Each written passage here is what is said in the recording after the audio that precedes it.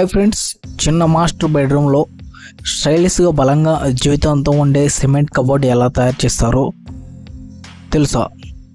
కేవలం కొన్ని స్టెప్స్తో మీ రూమ్ పూర్తిగా మారిపోతుంది.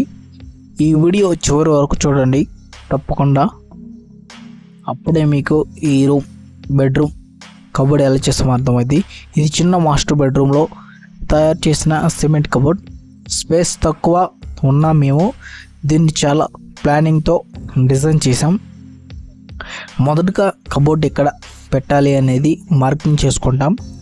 గోడ సైజు, ఎత్తు, వెడల్పు అన్నీ కొలిచాక సరైన డిజైన్ ఫిక్స్ చేస్తాం. ఆ తర్వాత స్టీల్ రాడ్స్తో ఫ్రేమ్ తయారు చేస్తాం. ఈ ఫ్రేమ్ కబోర్డ్కి స్ట్రెంగ్త్ ఇస్తుంది. ఇది చాలా ముఖ్యమైన స్టెప్. ఇప్పుడు స్టాండ్ మరియు సిమెంట్ మిక్సింగ్ చేస్తాం.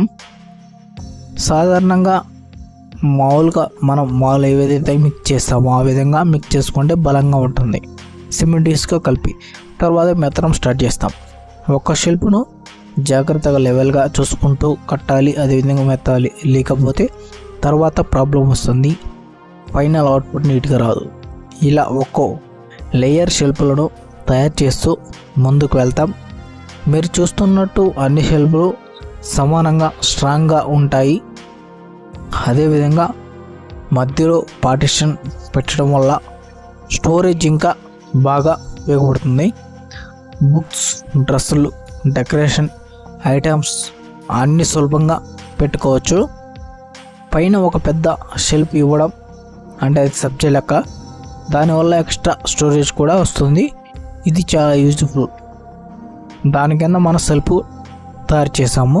వర్క్ పూర్తయ్యాక మొత్తం కబోర్డ్ను స్మూత్ ఫినిష్ చేస్తాం. తర్వాత పెయింట్ లేదా లామినేట్ వేసుకుంటూ ఇంకా స్టైలిష్గా ఉంటుంది. తర్వాత పుట్టి కూడా పెట్టుకోవచ్చు. సో ఇదంతా కలరింగ్ మొత్తం మారుతుంది.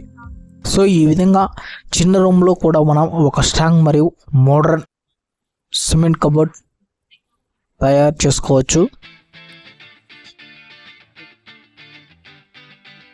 ఇలాంటి home design ideas, cement works, cupboard designs కోసం ఇప్పుడే వినోద్ హోమ్ క్రియేషన్ని ఫాలో అవ్వండి.